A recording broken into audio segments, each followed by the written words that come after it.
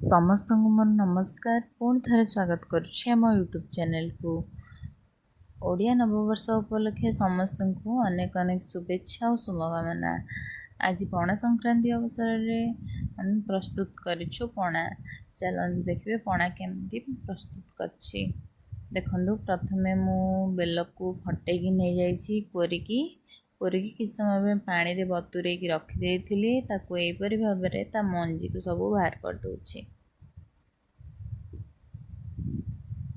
देखि पारथुए मु किपरि भाबरे मंजी आ चसु को खोलुछि। देखंतु एबे मु सब मंजी बाहर कर देइछि। देखि पारथुए तापरे मु सेथिरे पकेबी गुड़।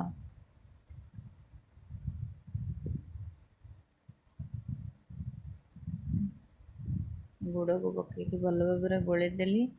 तापरे देखंतु मु एठारे रखिछि दही, नड़िया कोरा, कदली, लड्डू आउ रसगोल्ला।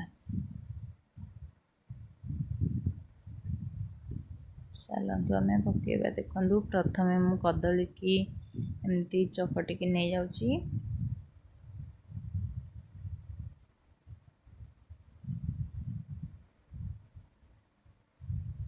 तापरे मु लड्डू को भी भांगिकी नहीं जाउची एमती।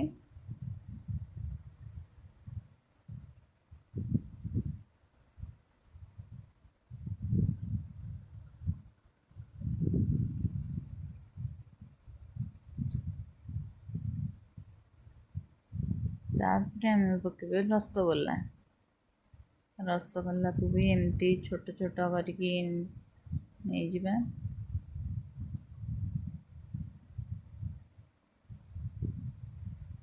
देखि पारथुए तापरे ताको के भल भाव गोले देली।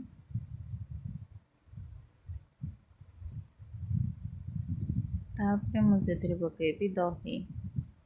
दही मु अल्प पकेछि कहीं खट्टा लगे भल लगे। तापरे मु पकेली नड़िया कोरा। तापरे टिके अदा छेची पकेदेली। तापरे गोलमरीच को गुंड करिकी पकेदे।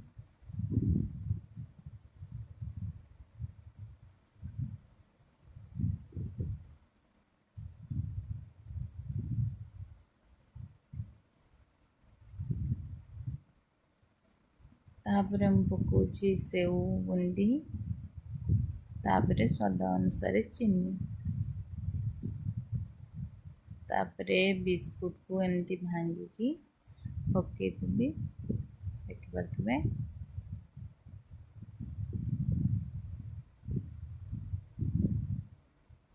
बिस्कुट को एपरि भाव भांगिकी पके देकी भल भाव गोले देबी।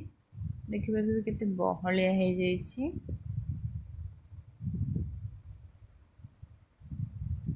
बहलिया हो जाइछि सेति मु टिके फ्रिज रु ठंडा पानी आनिकी देदेली।